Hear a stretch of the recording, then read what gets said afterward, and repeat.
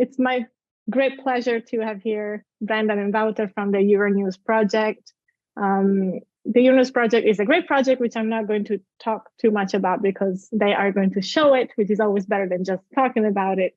It was a project that I had the privilege of joining for a year as a postdoc, and Brendan will tell us more, but it's all about misinformation, information, disinformation in early modern newsletters in a specific archival collection held in Florence. And I'm not going to spoil it for you. This is our first event in this online series, which was a series that I thought of creating because when I first circulated the call for papers for our conference, I received about 60 or 70 very good proposals, but for one day it was a little too many.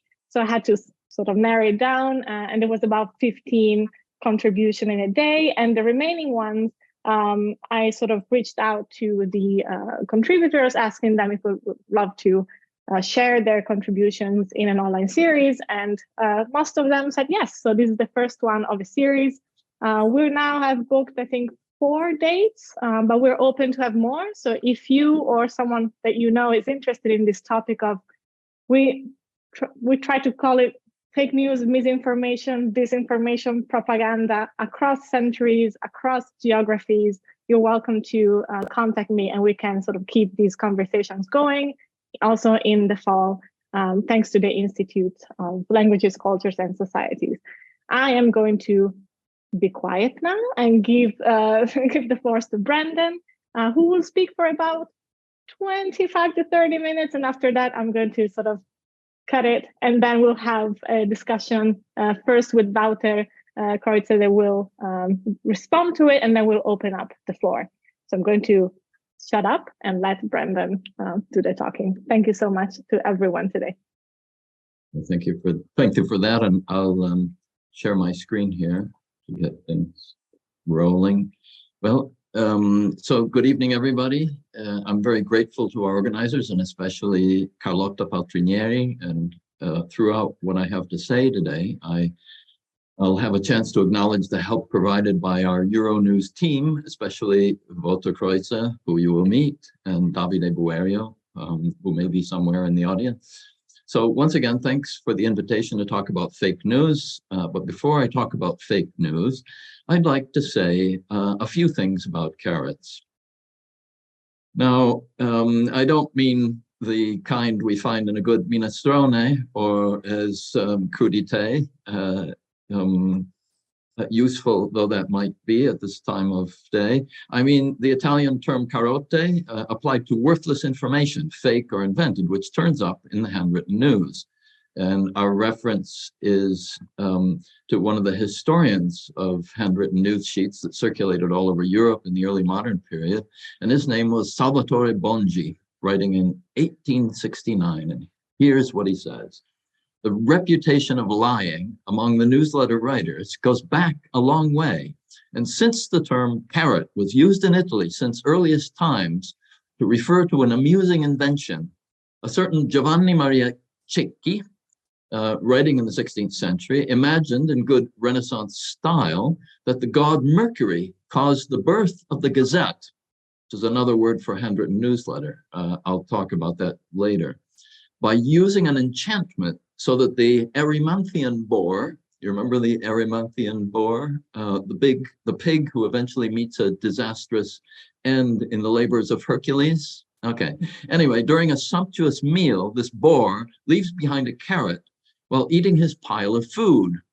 And this carrot flies out of his mouth and becomes a gazette, that is a handwritten newsletter. Okay, it's a little far-fetched, but the connotation is something lightweight, thrown away, inconsequential. In parentheses here about the word gazette, Mario Infelice, one of the founders, so to speak, of newsletter studies, has written a little book on this called The Gazette, or La Gazzetta. And he points out that by the 16th century, these newsletters, born in the century before, have become divided into two basic categories. You could call these public and private, and the private ones carrying secret stuff between diplomats and their bosses, and the public ones called gazzette, a Venetian specialty, which were bought and sold and subscribed to by the general public. The origin of the name is disputed, so we won't go into that now, and I won't talk too much more about definitions. The fake news you're going to hear about in this talk comes from both types, which we are going to refer to indiscriminately until the end, and we present a number of cases revealing the language of fake news. And how language was used to convey the reliability or unreliability of a story, keeping in mind that in spite of numerous official decrees against lying about one's neighbor in the news, the practice persisted. And along with insults of all sorts, the weaponization of the truth and the revelation of closely kept secrets. In this last connection, we can't forget Pope Gregory XIII's famous Apostolic Constitution of 17 March 1572, entitled, and I translate, "Against writers, propagators, or scribes of the bulletins commonly called avisi, contra scribentes, exemplantes, et dictantes, monito vulgo dicta the avisi," where he proclaims a new sect having recently arisen of illicitly curious men who propose, accept, and write every piece of news concerning public and private affairs of which they come to know, or which through their malice they invent regarding their country and abroad, mixing without any restraint the false, the true, and the uncertain, and most of them, even for a base profit, send this news gathered from the voices of the people here and there, after making small summaries and without the name of the writer. Wishing to get rid of these inconveniences, we forbid anyone from daring to compile such summaries in the future, or seeking to receive, copy, disseminate, or send those composed by others. By the way, this prohibition gave rise to some rather dark humor, you might say, by the actual writers of newsletters. And in this letter by one of them to his patron, who happened to be Cardinal Ferdinando de' Medici in Rome, drawing a distinction between the small-time jobbers and himself, and I translate, so this guy's in Venice and he's writing to his patron in Rome, Cardinal Ferdinando de' Medici. The new prohibition against writing is all the more important as it increases my courage in serving you, as I am sure the document is talking only about certain low-class aviso writers who, having nothing else to do, foolishly take up talking about this and that prince. And I'm sure that if I'm sentenced to the galleys for this cause, your most illustrious lordship will ask the Pope to have me placed in the Capitania, the galley of the Grand Duke of Tuscany, where I have heard the slaves get to eat soup. So anyway, as you can see, the next paragraph after this exciting one is an excerpt of a newsletter from Brussels. Although violators of the papal decree were certainly interrogated and or tortured, the fact that such regulations were repeated so frequently confirms their ineffectiveness. In reality, the only check on the value or truthfulness of news was common sense. Incorrect reports were often corrected in a subsequent issue of the same aviso, or could be compared with other information from other sources. Then, as now, the main rule when it came to the marketplace of news was caveat emptor. So let's dive in. And here is a typical example, which also shows what we mean when we say handwritten newsletters, or in Italian avvisi, which is what the EURONEWS Project is examining thousands of, with financing from the Irish Research Council and cooperation from the University College Cork and the Medici Archive Project. So this is an aviso from Rome dated 16 January 1562 with the place and date at the top, and no author mentioned anywhere, since reporters were attempting to protect themselves from too much scrutiny so they could avoid torture and dismemberment and etc. This is the flip side of the side I just showed. And as you see, the aviso talks about a first way up in the upper left-hand corner, a first false news item denouncing or announcing the victory of the Huguenots in Dieppe, see the word Dieppe, and a second true news item announcing their defeat. However, due to the first probably malicious story, a man loses his life. And I quote, that the people of Dieppe, hearing the first news concerning a victory obtained by the Huguenots, thinking that the rebels were victorious, killed the captain of the land, but then covered their behinds when the second news came of the victory of the most Christian king, and declared themselves in favor of the said king, claiming that the captain had been killed because of some kind of grudge. Now, Queen Elizabeth of England gets involved, as you see in the second paragraph, que la regina d'Inghilterra, and so on and so forth. And she's showing great joy at the first news of the rebellion's victory in France, having had the letter read publicly, and commanded that more ships be armed, and that 3,000 English were to be raised to reinforce the others. But after having heard the true news, changed her mind, and it is not known what determination she is to make. So lots of consequences for these fake stories. Another carota, or carrot, or fake news, also has significant consequences. This is 20 years later, as we see in this newsletter from Rome, dated 18th August, 1582. And it goes, it was not true that Pope Gregory XIII ordered the prisoner, a certain Neri, not to be executed, as has been written, in return for 70,000 scudi. On the contrary, Neri's mother, sisters, and some relatives went on Saturday to plead for mercy, weeping at the feet of the Pope, so they would not let him die. But they did not succeed. And in the previous consistory, Cardinals Savello, Santa Croce, and Maffeo, having made a similar request, he replied, almost in anger, that denying this mercy was very important, and the honor of His Holiness, as well as that of the Sacred College, were at stake. Now, what's going on is that in this case, the false news about this pardon, right, with money falsely having been said to have been exchanged, rather than encouraging leniency, had the opposite effect. So the Pope gets very angry, and he resolves not to seem malleable to the nonsense being propagated in the news, and that makes life harder for Neri. And there is, and here in this case, let's also examine the language of false news being revealed. For instance, we are told, it was not true, non fu vero. Here are some other examples of it was not true and no fu vero, since we're talking about language of false news. And this is from the EURONEWS corpus. So there you see. The one is an aviso from Naples, dated 13th August, 1575. And it says, what was said of the Uschiali, Ali Aluk, who was in Negroponte, and with 120 galleys, it was not true. Indeed, today there is a notice from Constantinople on the 13th that a galley was not armed, nor would more than 50 be armed this year for the guards. The same thing here. The newsletter is entitled From Rome on the 29th of October, 1575, and it's a separate story, and it says, from Naples, they write on the 22nd and the 24th of the month that Marcello Doria, which was not true, passed to La Spezia on these days as if he said he had to leave for that time with the 5 galleys and the people embarked with Antonio de Tassis. Okay.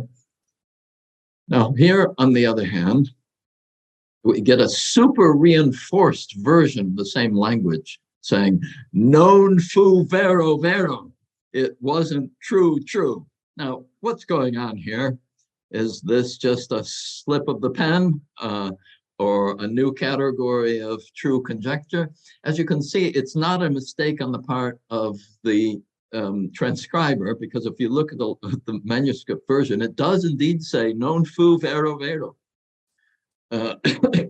The translation is, it was not true, that the battle ensued between the Muscovites and the Poles, and that they then made a truce, as was said. Indeed, it is understood that these are still in the field with 50,000 horse and are besieging Poloshki.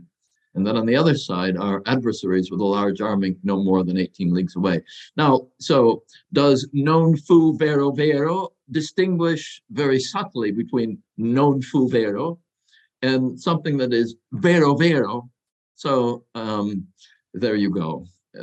We can go on for a few minutes disputing that, but we do have many more examples to look at.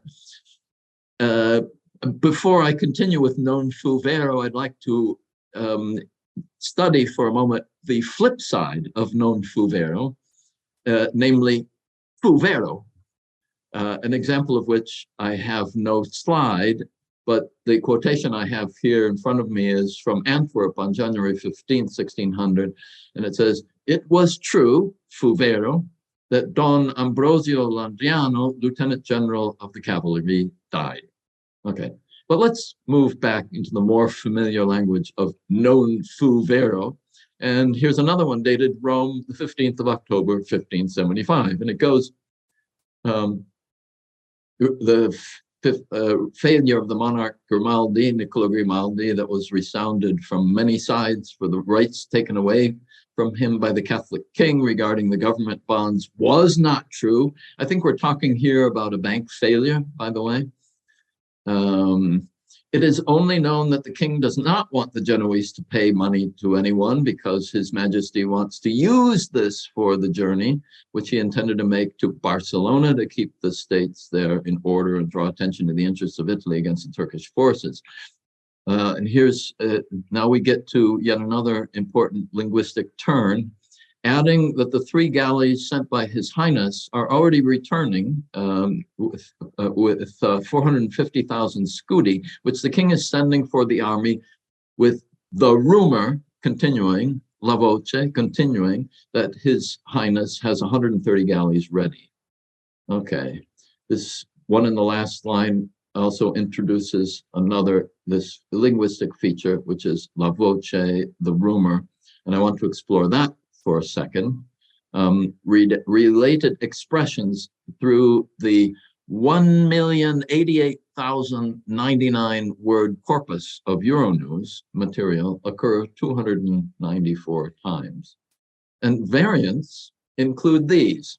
So you have la voce, corre la voce, spasso voce, but I suppose this may be a typo for sparso voce, might be, which would mean spreading voce. Okay, sparso voce, including sparsa voce with the verb ending feminine for the reflexive sia sparsa voce and the variant voce sparsa, as well as sparsa publica voce, sparsa una certa voce, and also by itself. Certa voce, probably not meaning certain in the sense of certainly, but of particular, like a particular voce. Vuota voce, but here again, I don't think we mean an empty voice. I think we really mean rota voce. I think it might be a mistranscription. For a continuing story, we get continuandosi voce. We also have essendo voce, usually accompanied by per la città, so a rumor that's going through the city. We also get una voce sola, as in la corte di Roma è piena con una voce sola, which doesn't mean there's only one person speaking. It means that everyone is speaking with one voice. Continuando la voce, and variant rinnovando la voce. Si riscalda la voce, the rumor is getting hotter. Si ritrova la voce, the rumor has been found. Persevera la voce, it's persistent. Yeah, uscita voce, it just came out. Andò voce, si rinnova la voce, and so on and so forth. There are 142 other results. Maybe we'll stop there. Similar to this expression is si dice, it is said, and this we find mentioned in no less than 352 times. But for the moment, I'd stick to voce. Don't want to get off the track too much. By the way, I don't need to talk too much about the recently increasing bibliography on rumor, an aspect covered brilliantly by Filippo de Vivo in the context of Venetian news, but also more in general in regard to rumors and fear in the Atlantic context in the collection by Laurie Kenneton and Louis Roper, of fear in the shaping of early American societies. And for the gender dimension, there's Bernard Kapp, When Gossips Meet, Women, Family, and Neighborhood in Early Modern England, as well as the macho aspect in Keith Botegno, Renaissance Ear Witness, Rumor in Early Modern Masculinity, on Palgrave Macmillan in 2009. Here are some examples. So here we have from Milan on the 3rd of November. Last week, there were rumors in this city, sparsa voce, and it was publicly said that the Grand Prior of France had arrived in Turin together with a commissioner and so on and so forth, but it was not subsequently verified. And although it is expected, although it is written that he's expected to come any day now, there is nonetheless no certain news. So these are terms that continue to circulate in regard to news items.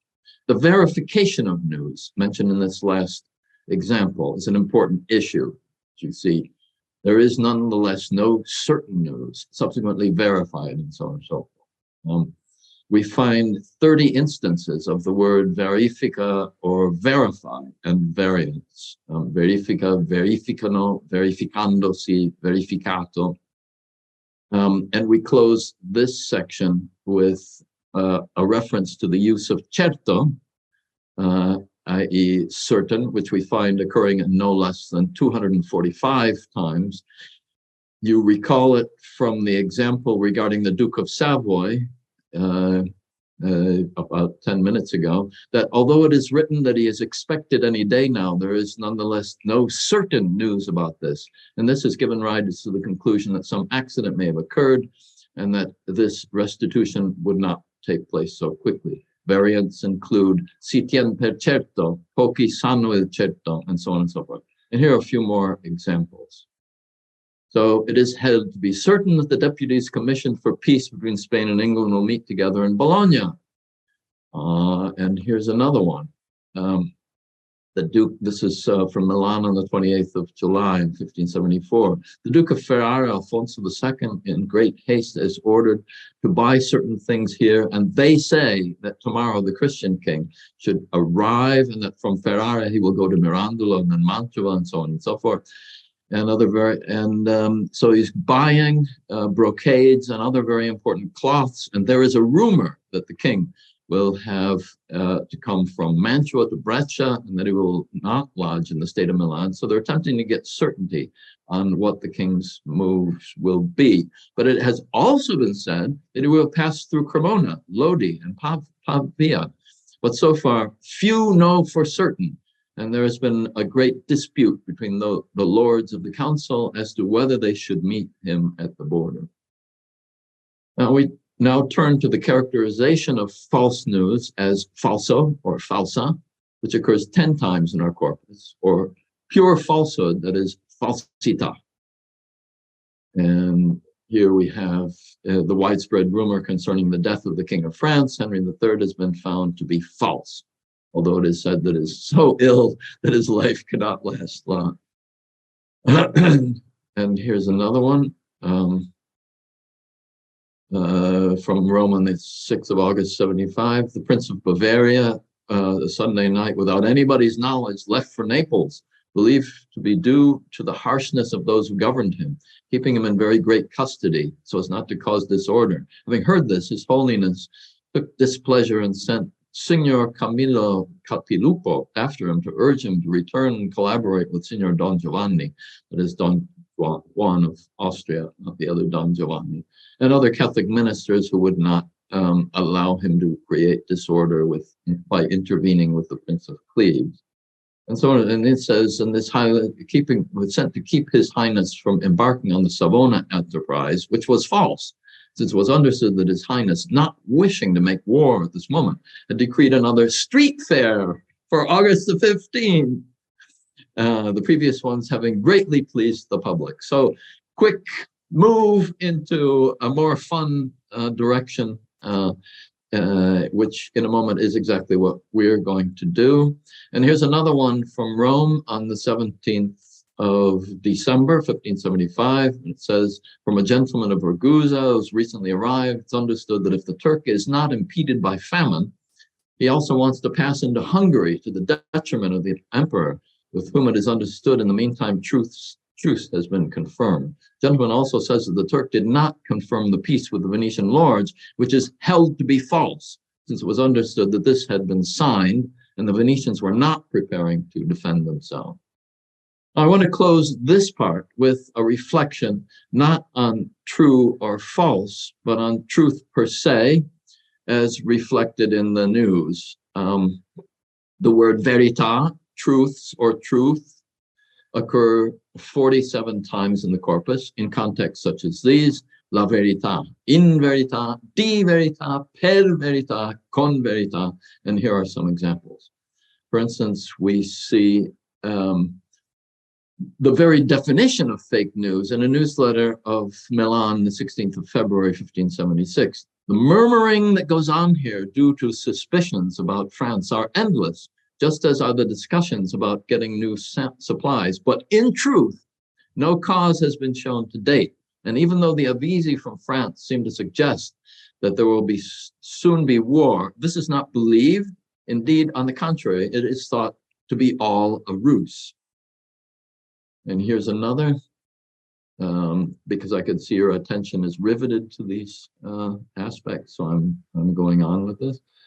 The priests and others occupying benches outside Santa Maria, La Pancaccia, very important place. It's almost like the Rialto of Florence.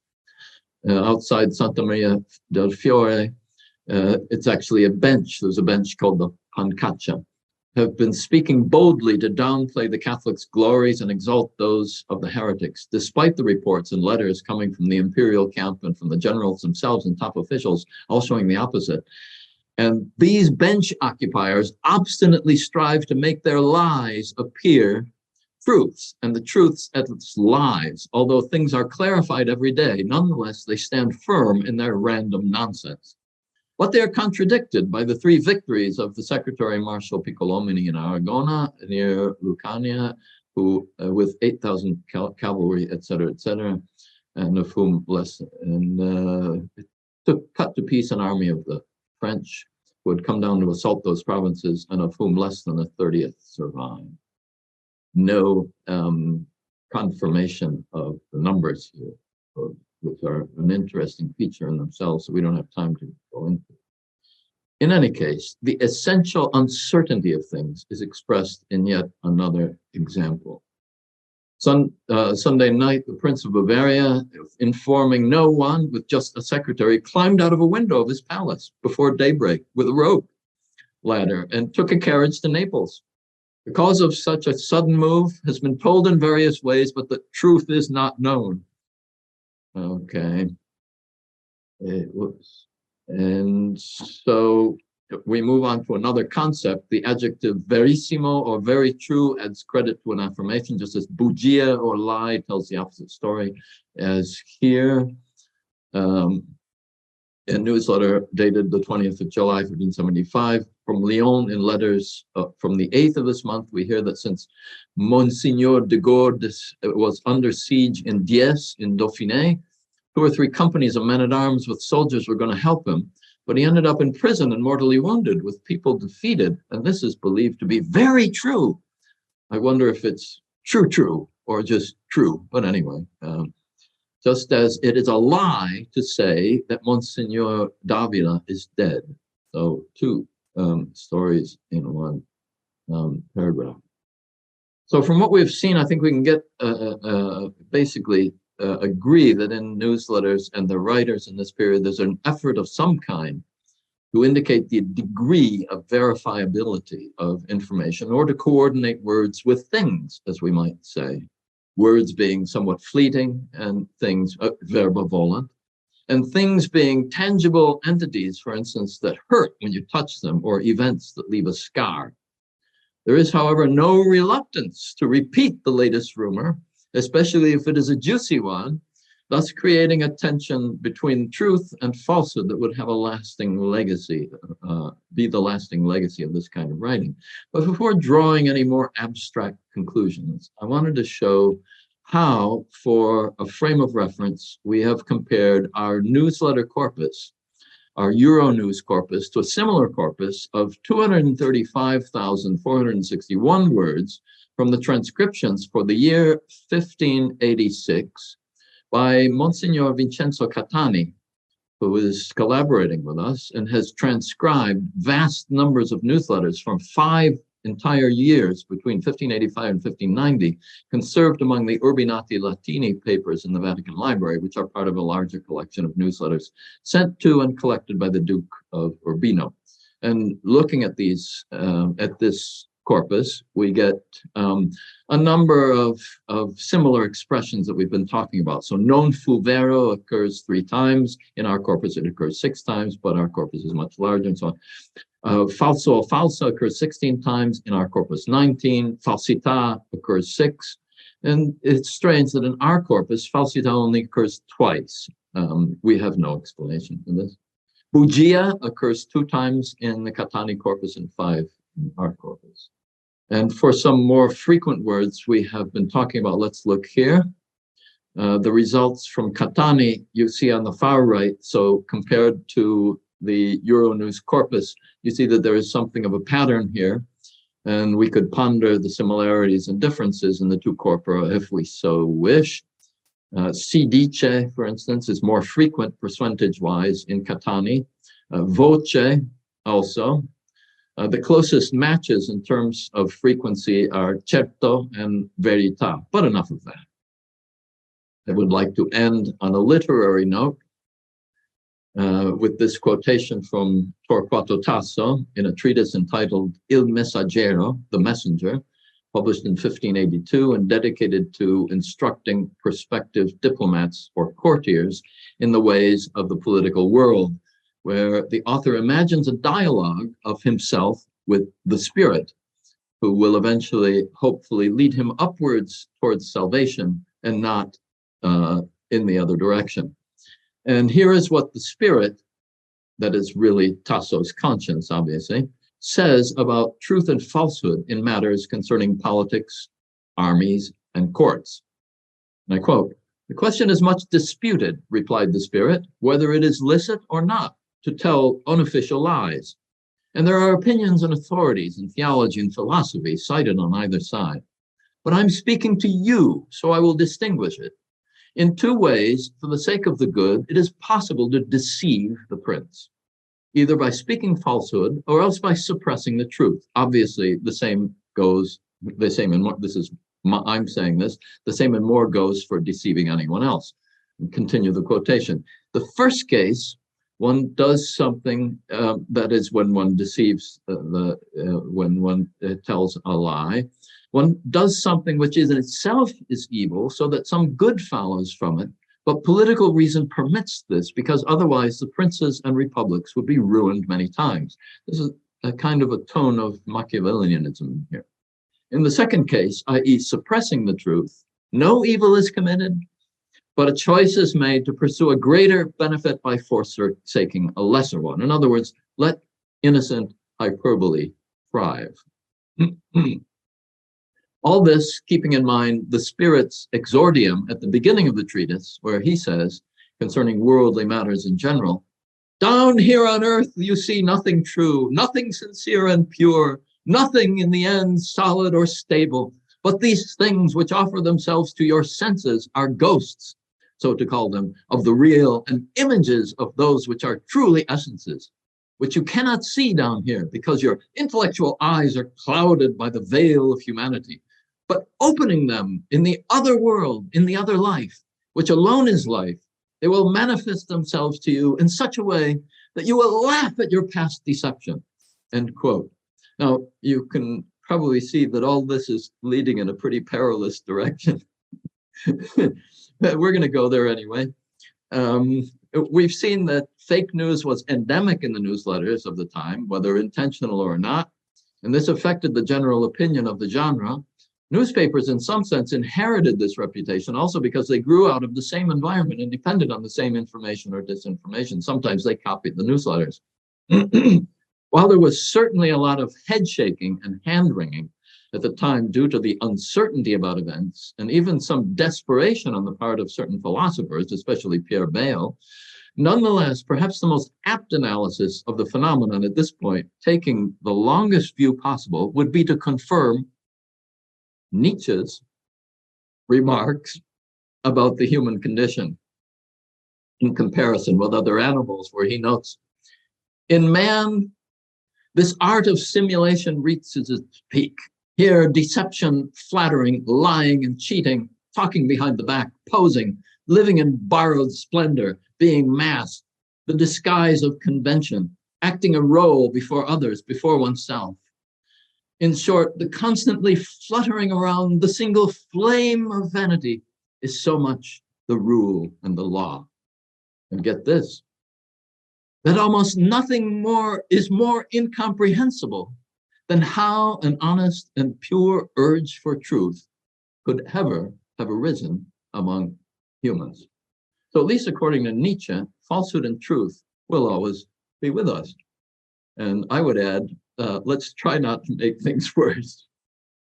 And so that's it for the formal part. And Wouter, would you like to chime in on this? Add some bits from EuroNews and your experience? Yeah, even a response would be good. A response. Well, yeah, that was the idea, right? That I would like function as some sort of respondent to this, which I think would be very hard because you already discussed so many different aspects of the news. But yet I'm still going to try, even if I'm going to keep it brief, because I also want to leave some time for other comments by other people. And I think indeed, like, this attention to the reputation of the news is very typical and also very important. And I think it's very, like, it's almost some kind of hypocritical, right? Like everybody, or at least like the people who read these newsletters, they always complain about the quality of the news and about fake news, or at least news that's not true, being disseminated by the newsletters.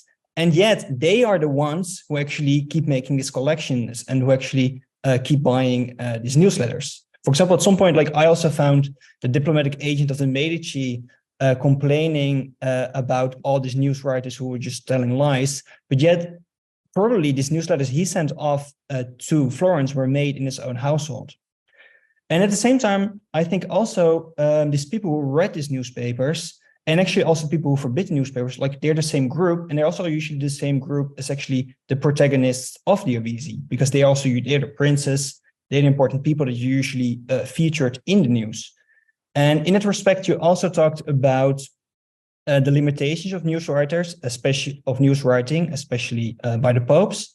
And I think these are some very important documents. Indeed, and there you also see that what is usually the problem with news, like, do they want to write, like, do they want to forbid news writing altogether? And I think that's not always very clear. And historiography usually suggests that it was actually not the intention to outlaw news writing completely, but only certain aspects, such as, indeed, as you said, fake news, but also the dissemination of state secrets. And these were also, of course, the people reading and being featured in the news. And in that respect, I also think it's very interesting what the religious implications of this are, because it's also very typical, I think, that the Pope is the one who actually is issuing these bulls. Because if you read it, it's very clear that telling lies, so telling fake news, is also like a bad moral act in itself. And also that's, at least that's my theory, that's also why it is problematic. And I also think, like, to bring us back to the question of language, like, you showed many examples of what kind of language they use to decide upon what is the truth. And I think indeed that what's underneath that is very interesting, because the bulls say you cannot, the papal bulls state, like, that it's forbidden to disseminate news that's not true. So that kind of assumes that actually language, like, that actually you can decide what is true and what is not true, and that language is actually capable of deciding what's true and what is not. And yeah, I myself, I've been trying to think about it in that way. And I think Well, there's, of course, many more things that you can say about this, but I will also try to leave this to the others. So thank you very much. Thank you for that. Thank you so much, both Wouter and Brendan. It was I'm very glad that you managed, both of you, to keep the focus on the language, because I feel like when we talk about fake news, we tend to try to sort of debunk fake news and to try to find the truth.